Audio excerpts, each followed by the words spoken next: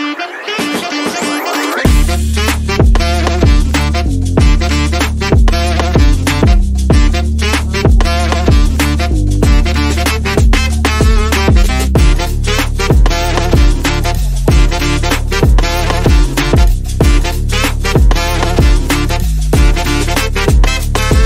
apa kabar Sobat PUPR? Semoga semuanya dalam keadaan sehat walafiat ya. Saya ucapkan selamat datang di podcast pertama dalam podcast Baku Pas, Baku Dapa di podcast Sulawesi 1, persembahan Balai Wilayah Sungai Sulawesi 1, Direktorat Jenderal Sumber Daya Air, Kementerian Pekerjaan Umum dan Perumahan Rakyat, bersama saya Jili Kindangan. Baik, Sobat PUPR, berbicara mengenai pengelolaan sumber daya air, tentunya ini bukan masalah yang mudah ya. Pasti ini adalah sesuatu yang kompleks, membutuhkan banyak strategi tentunya. Dan hari ini tentunya kita telah menghadirkan narasumber yang sangat spesial di episode yang perdana ini. Nah, kita akan sharing informasi mengenai strategi apa yang dilakukan oleh Balai Wilayah Sungai Sulawesi 1 dalam pengelolaan sumber daya air khususnya yang ada di Provinsi Sulawesi Utara. Ya, dan langsung saja kita kupas tuntas apa saja strateginya bersama dengan Kepala Balai Wilayah Sungai Sulawesi 1. Saat ini sudah hadir bersama kita Insinyur Sugeng Haryanto, MSIMT. Halo Pak Sugeng. Halo, apa kabar? Apa kabarnya Pak? Baik. Sehat Pak, puji Tuhan. Iya, gimana Pak perasaannya? Ya, puji Tuhan ya. Di Sulawesi 1, Manado, saya kurang lebih sudah 7 bulan ya, kurang lebih 7 bulan. 7 bulan ini sudah banyak belajar, kemudian banyak melihat potensi maupun permasalahan yang ada di wilayah sungai Sulawesi 1. Iya. Jadi banyak masukan, banyak pendapat, banyak permasalahan yang disampaikan kepada saya terkait dengan bagaimana wilayah sungai yang ada di Sulawesi Utara, khususnya 2 wilayah sungai yang kita miliki ini bisa kita kelola dengan sebaik-baiknya. Baik Pak, oke, kurang lebih 7 bulan ya Pak ya, Bapak sudah bersama-sama dengan kita di Balai Wilayah Sungai Sulawesi 1. Seperti yang Bapak sampaikan tadi, sudah banyak masukan yang Bapak peroleh, banyak juga pekerjaan yang telah Bapak lakukan tentunya. Dan salah satu gebrakan yang Bapak lakukan saat ini, ya ini, podcast perdana kita. Pertama kali hadir di Balai Wilayah Sungai Sulawesi 1, podcast dihadirkan oleh Bapak Sugeng. Luar biasa Pak Sugeng. Karena kita pengen masyarakat luas, masyarakat awam, terutama para generasi muda lebih mengenal khususnya apa saja yang sudah dilakukan, apa saja yang direncanakan untuk dilakukan, dan bagaimana hasilnya dalam mengelola sumber daya air di wilayah sungai yang berada di Sulawesi Utara ini. Betul Pak. Ya. Kayaknya sebelumnya kita juga telah share ya banyak informasi di berbagai platform media sosial kita ya Pak ya. Baik di Instagram, YouTube, dan hari ini dilengkapi dengan podcast. Nah, luar biasa. Kalau tadi Bapak sudah sempat singgung ya Pak, di wilayah sungai kita yang khususnya berada di Provinsi Sulawesi Utara, kita memiliki 2 wilayah sungai ya Pak ya. Boleh disebutkan Pak biar Sobat PUPR yang sedang menyaksikan podcast kita hari ini bisa tahu dengan jelas seperti apa. Sebenarnya di Sulawesi Utara bukan 2 wilayah sungai, sebenarnya ada 3 wilayah sungai, tapi 1 wilayah sungai merupakan kewenangan pemerintah provinsi, sedangkan 2 wilayah sungai menjadi kewenangan pusat yang diwakili oleh Balai Wilayah Sungai Sulawesi 1, yaitu Tondano Sangieta Laut Miangas, kemudian yang kedua adalah wilayah sungai Dumoga Sangkup. Kedua wilayah sungai ini menjadi tanggung jawab dari kita sebagai perwakilan pemerintah pusat untuk melakukan pengelolaan sehingga bermanfaat bagi masyarakat dan juga bagi pembangunan wilayah. Betul. Khususnya di wilayah Sulawesi 1 ini. Betul.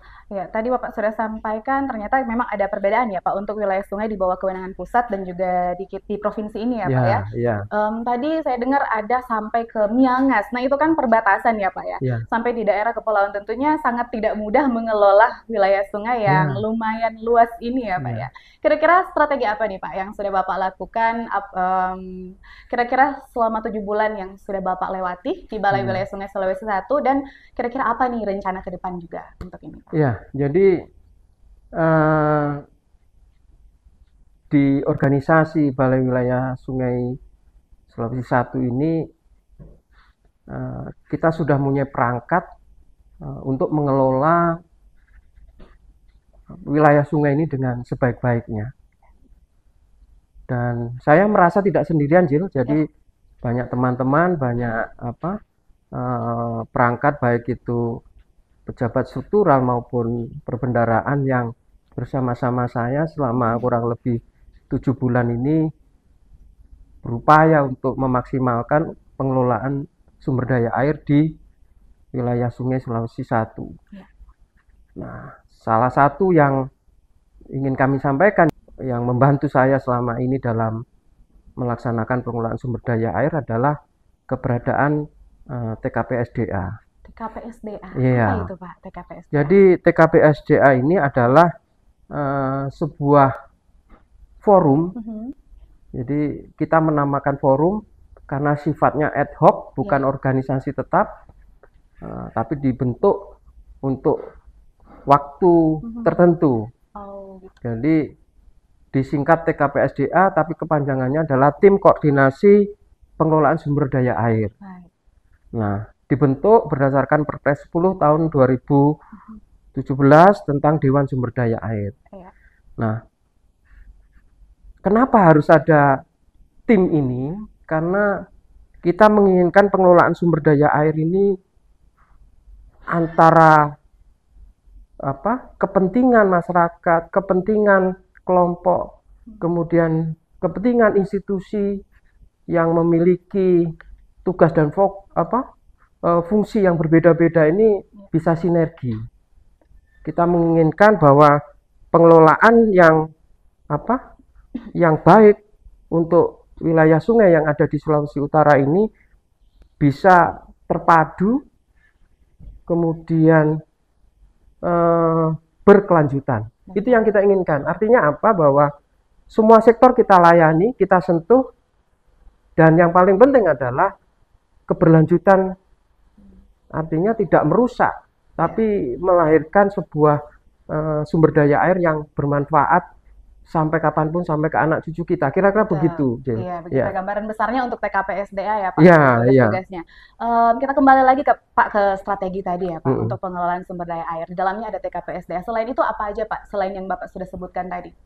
Ya, jadi dalam hal pengelolaan sumber daya air ini eh, kita menginginkan bahwa semua kepentingan stakeholder, baik dari sisi air baku, Ya. kecukupan air baku, kemudian juga pangan, karena untuk ketahanan pangan, Ya.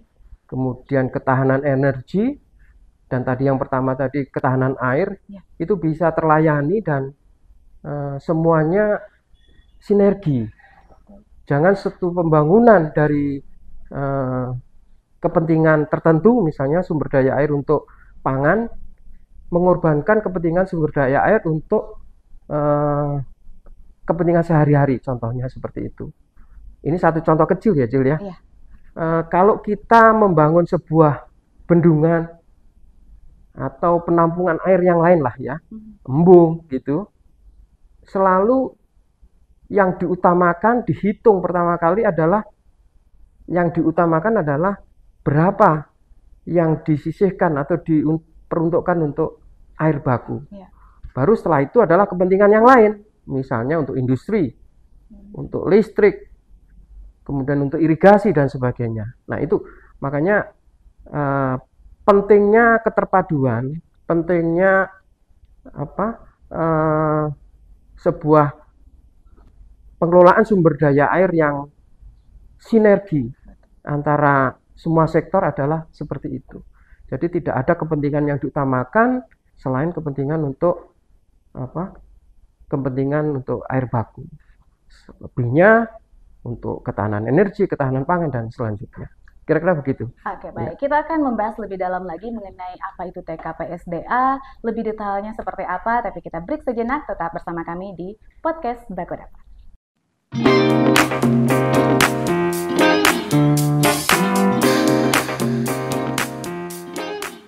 Bapak, tadi kita sudah bahas panjang lebar ya Pak ya, terkait dengan strategi apa saja yang sudah dilaksanakan selama 7 bulan Bapak bertugas di tempat ini dan juga rencana-rencana ke depan ya Pak untuk pengelolaan sumber daya air, khususnya yang ada di wilayah Provinsi Sulawesi Utara dalam lingkup kerja Balai Wilayah Sungai Sulawesi 1. Nah tadi kita juga sempat menyinggung TKPSDA itu apa. Sekarang saya ingin bertanya Pak, kira-kira siapa saja nih yang bisa jadi anggota TKPSDA atau siapa saja yang tergabung dalam forum ini? Jadi karena sifatnya pengen menampung atau pengen mewadahi semua kepentingan, jadi anggota TKPSDA ini juga dari semua sektor. Ya. Jadi pertama ada sektor pemerintah, yang ini diwakili oleh banyak institusi, bisa dari pertanian, dari energi, ya, kemudian dari sektor air minum, kemudian dari sektor pangan, dari lingkungan hidup, dari kehutanan dan sebagainya. Kemudian ada juga yang mewakili sektor swasta, non pemerintah ya, dari sektor swasta. Siapa aja Pak itu yang tergabung di situ? Jadi siapapun yang punya kepentingan terhadap sumber daya air sebenarnya bisa menjadi anggota ini. Tapi tentu melalui proses seleksi. Ya. Nah, lembaga non-pemerintah ini juga ditampung aspirasinya. Banyak sekali lembaga swadaya masyarakat yang bergerak di bidang lingkungan misalnya. Kemudian ada juga yang bergerak di bidang konservasi. Ya. Atau bidang-bidang yang lain. Ada pemberdayaan masyarakat, ada pendidikan masyarakat dan sebagainya. Ini kita tampung, kita wadahi dan kita jadikan anggota tim koordinasi pengelolaan sumber daya air ini, sehingga tim ini benar-benar bisa mewakili seluruh stakeholder. Dengan demikian nanti ke depannya 5 pilar yang menjadi landasan kegiatan pengelolaan sumber daya air. Yang pertama, konservasi, pendayagunaan sumber daya air, pengendalian daya rusak, pemberdayaan masyarakat, dan juga membangun sistem informasi sumber daya air itu bisa terwujud. Karena ini semua diwakili kan? Betul. Nah, oleh karena itu melalui tim ini kita banyak berharap mendapatkan masukan, mendapatkan usulan-usulan yang mewakili sektor-sektor tadi ya Jil ya. Betul. Baik itu unsur masyarakat atau lembaga swadaya masyarakat yang notabene adalah unsur non pemerintah dan juga dari kepentingan pemerintah. Baik itu pemerintah daerah maupun pemerintah pusat, kabupaten, provinsi dan sebagainya bisa diwadahi dalam TKPSDA itu. Iya, betul. Ya. Tapi kita boleh Pak, kita tegaskan lagi bahwa semua saja bisa tergabung di TKPSDA ini, tapi harus melalui proses seleksi ya, seperti yang Bapak sampaikan tadi. Nah, kira-kira Pak, apa nih persyaratannya untuk bisa menjadi anggota? Oh, selain tadi ya Pak, bisa dari berbagai lembaga yang memang tergabung untuk TKPSDA ini, tapi kira-kira Pak, gimana sih proses seleksinya dari para anggota-anggota TKPSDA ini? Apakah mereka harus punya kualifikasi khusus untuk tergabung dalam TKPSDA ini selain dengan yang sudah disampaikan tadi Pak? Iya, kebetulan Jil, jadi di wilayah Sungai Tosatan dan juga Dumoga Sangkup ini tahun ini tepatnya awal Juli dan pertengahan Juli, kedua wilayah sungai ini yang memiliki tim koordinasi pengelolaan sumber daya air sudah habis masa tugasnya. Oh, berapa lama Pak masa tugasnya? Nah, masa tugasnya ini kurang lebih 5 tahun. Oh, 5 tahun. 5 tahun dan di wilayah Sungai Sulawesi 1 ini sudah memasuki tahun ketiga. Ya, artinya kita 10 tahun yang lalu sudah pernah memiliki dan sampai sekarang ini mau masuk yang ketiga. Nah, bulan ini habis dan kita sekarang sedang dalam proses seleksi. Caranya bagaimana? Tadi Jill tanya. Jadi pertama-tama kita akan mengumumkan kepada masyarakat umum, khalayak ramai melalui banyak saluran ya. Jadi media massa, baik elektronik maupun yang bukan elektronik, medsos yang kita miliki dan sebagainya, kita umumkan bahwa TKPSDA di wilayah Sungai Tosatam atau di Dumoga sudah berakhir tugasnya dan kita berniat untuk menjaring anggota-anggota baru. Nah, caranya seperti itu. Nah, nanti kita kasih waktu beberapa minggu, beberapa hari pada masyarakat. Tentu saja yang mewakili organisasi, misalnya institusi dan organisasi, baik itu instansi pemerintah maupun non-pemerintah, mendaftar kepada kita. Kemudian kita seleksi, ada timnya, ada tim pendaftaran, tim seleksinya sudah ada, sudah saya SK-kan, dan dari situ nanti akan dipilih. Ya, dipilih siapa-siapa yang layak menjadi anggota. Karena persyaratannya sebenarnya tidak terlalu susah, tidak apa? Kita tidak ingin menghambat. Iya, tidak. Yang paling penting warga negara Indonesia sehat jasmani rohani, ya, menjadi umum lah ya, Pak. Umum itu. Kemudian menjadi anggota atau mewakili sebuah institusi yang ditugaskan misalnya oleh kepala dinasnya, ya kan? Oleh pimpinan kantornya dan seterusnya. Kemudian kalau dari lembaga non pemerintah, nah ini ditugaskan atau mewakili sebuah institusi yang berkedudukan atau sah secara hukum. Iya, itu dia tadi, Pak. Itu. Jangan sampai ada yang lain berpikir bahwa non pemerintah berarti bebas nih siapa aja bisa masuk. Tapi harus di bawah lembaga ya, Pak, yang resmi. Sebuah lembaga yang mempunyai legalitas badan hukum. Nah, baru setelah itu kita seleksi. Nah, berdasarkan seleksi ini nanti kita akan usulkan kepada Menteri, nanti Pak Menteri PUPR yang akan mengeluarkan SK penetapan anggota TKPSDA itu. SK-nya langsung sama Bapak Menteri ya, Pak? Saya pikir SK-nya hanya dari balai saja, Pak. Jangan. Ternyata dari Menteri ya. Karena melibatkan banyak pihak. Karena sebenarnya begini, salah satu tugas dari TKPSDA ini bukan hanya memberi masukan kepada balai, tapi TKPSDA ini juga punya kewenangan atau mempunyai kewajiban untuk memberikan masukan kepada Pak Menteri CHI, Direktur Jenderal Sumber Daya Air, dalam hal pengelolaan sumber daya air di wilayah Sulawesi Utara ini. Jadi memang mereka mempunyai apa ya istilahnya, mempunyai kewenangan, mempunyai tanggung jawab untuk memberikan masukan. Nah, berarti saya penasaran nih Pak, karena mereka mempunyai kewenangan dan mempunyai tanggung jawab untuk memberikan masukan itu, sebenarnya apa sih Pak tupoksi dari TKPSDA ini? Jadi ada beberapa tugas yang dibebankan kepada TKPSDA sesuai dengan Perpres dan permennya. Yang pertama adalah melakukan pembahasan rancangan pola pengelolaan sumber daya air dan rancangan rencana pengelolaan sumber daya air. Produk ini adalah produk dasar yang harus dipunyai oleh setiap balai.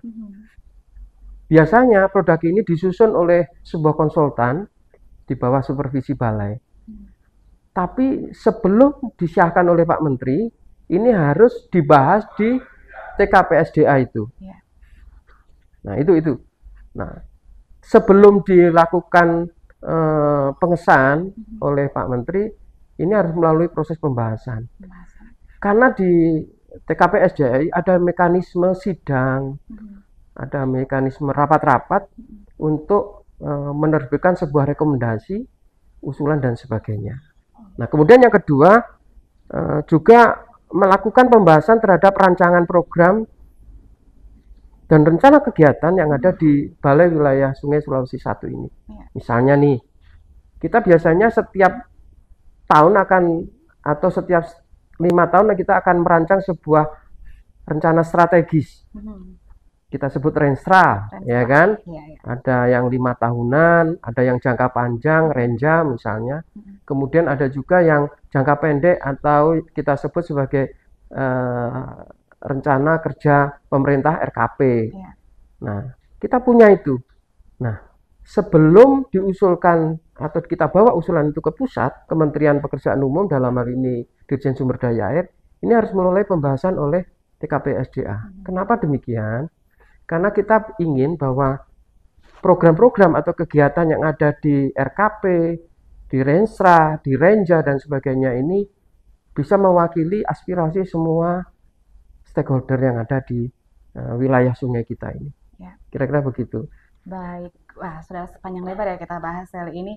Kita break sejenak, nanti kita akan cari tahu sebentar ya Pak. Kira-kira selama 7 bulan ini apa sih output dari TKPSDA ya? Apalagi ini sudah memasuki periode terakhir ya Pak ya. Nah nanti kita akan kembali lagi di podcast Baku Pas, Baku Dapa di podcast Sulawesi 1. Ya Sobat PUPR, masih bersama kita di podcast Baku Pas, Baku Dapa di podcast Sulawesi 1, dan masih bersama dengan narasumber spesial kita di episode pertama ini, yaitu Pak Sugeng selaku Kepala Balai Wilayah Sungai Sulawesi 1. Baik Bapak, tadi kita sudah bahas ya Pak, ternyata tugas-tugas dari TKPSDA ini sebelum memasukkan rekomendasi gitu ya Pak untuk langsung ke Menteri, kira-kira proses mekanismenya seperti apa Pak yang harus mereka lakukan sebelum ada pengambilan keputusan untuk diajukan ke pusat? Oh iya, jadi biasanya begini, TKPSDA itu punya jadwal sidang. Oh, ada jadwal. Ya, jadi dalam 1 tahun Jil, itu ada 4 kali sidang. Oke. Nah, dalam sidang-sidang itu apa saja yang dibahas? Dibahas tentang isu-isu atau usulan-usulan atau kebijakan-kebijakan yang sedang disusun oleh Balai Wilayah Sungai untuk menjadi program kegiatan. Nah, sidang dalam TKPSDA itu ada 2.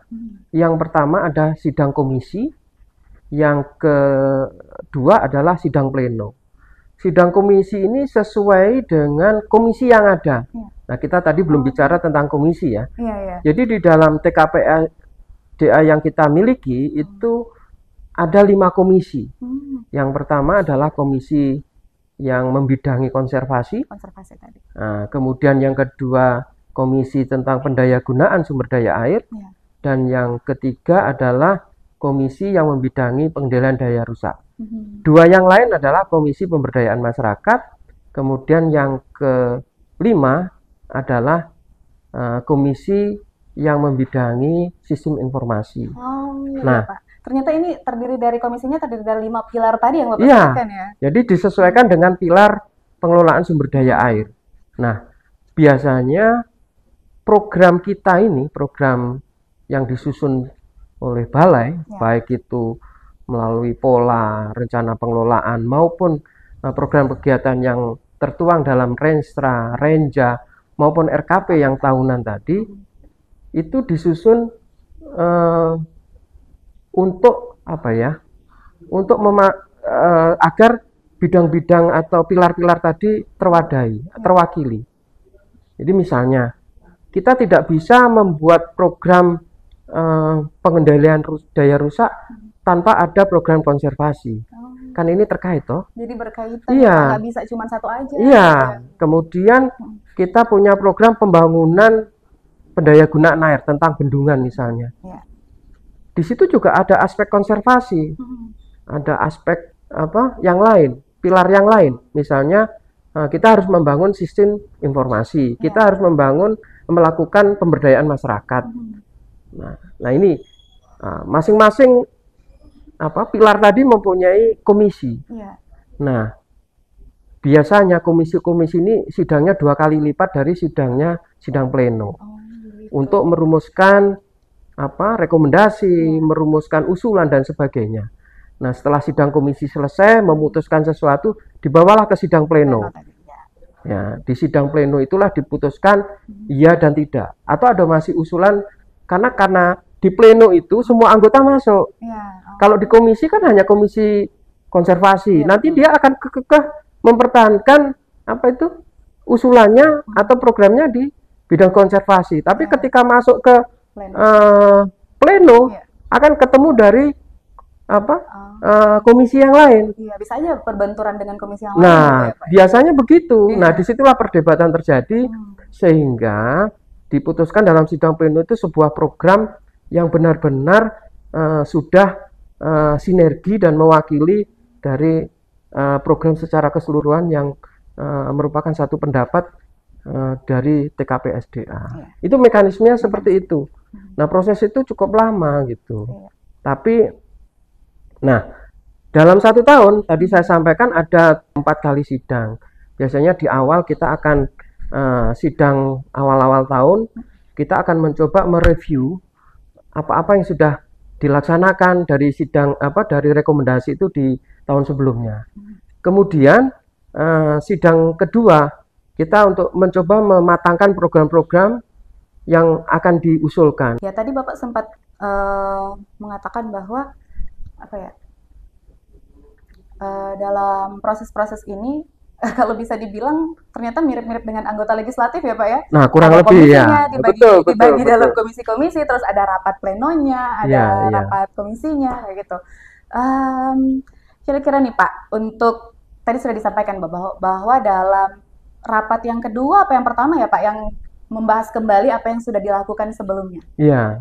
Itu Itu rapat biasanya di rapat pertama pertama. itu akan mengevaluasi tahun Tahun sebelumnya sebelumnya. gitu ya. Iya. Tapi juga membahas usulan yang sedang berjalan atau berikutnya Iya, gitu nah ya. yang jadi pertanyaan saya Pak, kira-kira dalam 5 tahun terakhir nih, yang sudah dibahas dalam sidang pertama ini, berarti Bapak karena sudah sekitar 7 bulan, sempat ya Pak mengikuti sidang pertama ini ya Pak? Iya, iya. Nah, apa saja Pak yang sudah dilakukan oleh TKP SDA selama 5 tahun ke belakang?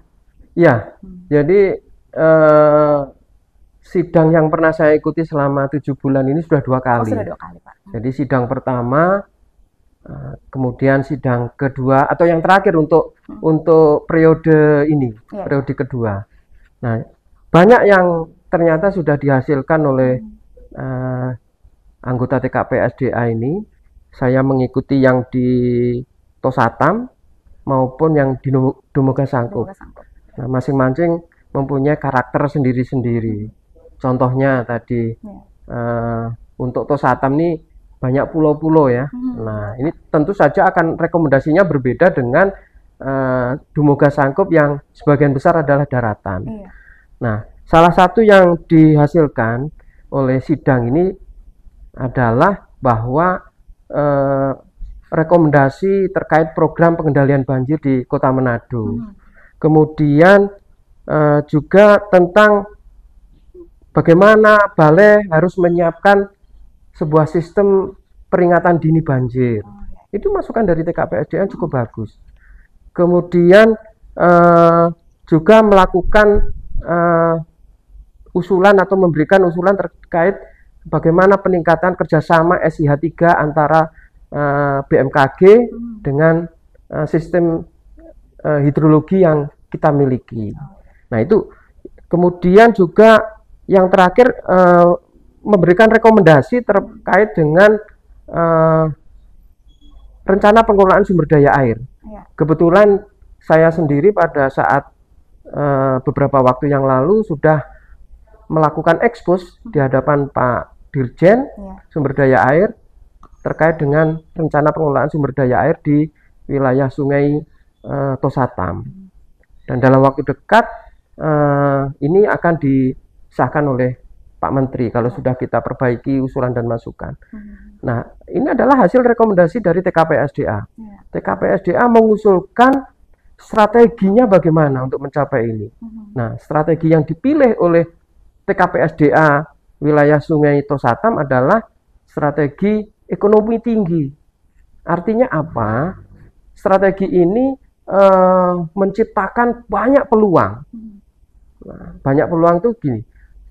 Artinya banyak kegiatan, banyak sekali usulan yang harus kita laksanakan dalam pengelolaan sumber daya air. Nah, ini salah satu yang menurut kami sangat berani karena terus terang rencana pengelolaan sumber daya air yang direkomendasikan dengan menggunakan strategi ekonomi tinggi tadi, itu bukan punya kita loh. Itu punyanya seluruh stakeholder yang memanfaatkan sumber daya air. Artinya dengan memilih strategi ekonomi tinggi, semua anggota TKP SDA yang mewakili semua unsur, semua stakeholder tadi itu berkeinginan supaya program dan kegiatan di wilayah Sungai Sulawesi Satu ini maju. Tidak biasa-biasa saja, tapi lebih lagi gitu ya. Nah, ini yang menjadi tantangan ya Pak? Ya, bagi kami, kita di wilayah Sungai Sulawesi Satu ini merupakan tantangan. Bagaimana kita mengakomodir strategi yang sudah diusulkan dengan strategi ekonomi tinggi tadi dalam pengelolaan sumber daya air. Kira-kira begitu, Jel. Kira-kira Pak, sudah bisa di-spill nggak Pak strateginya apa untuk menghadapi tantangan ini yang untuk kita mencapai ekonomi tinggi ini? Ya, tantangan utama di wilayah Sungai Sulawesi Satu ini adalah saat ini ya. Yang saat ini kita lihat adalah satu, perubahan iklim. Ini memberikan ketidakpastian terhadap penyediaan air. Tugas kita sebagai balai ini ya, sebagai balai wilayah sungai adalah bagaimana kita menyediakan air bagi semua kepentingan. Nah, untuk wilayah kita yang terdiri dari banyak pulau, ini merupakan sesuatu yang tidak ringan. Dari sisi global, artinya untuk kita lihat secara wilayah sungai, cukup, air kita ini surplus. Tapi kalau kita lihat per pulau, kita lihat per das, pulau-pulau terluar, pulau-pulau kecil yang menjadi perbatasan negara ini, contohnya Miangas dan sekitarnya, ini kekurangan air. Nah, itu satu yang pertama. Kedua, kita juga punya tantangan terkait keberadaan proyek-proyek strategis yang ada di wilayah kita. Kita punya KSPN, ya kan, yang ada di Bitung, kemudian Likupang, ya, kawasan proyek strategis nasional ini, yang harus kita dukung. Sementara kita melihat bahwa sumber daya kita di sana juga belum maksimal, masih terbatas.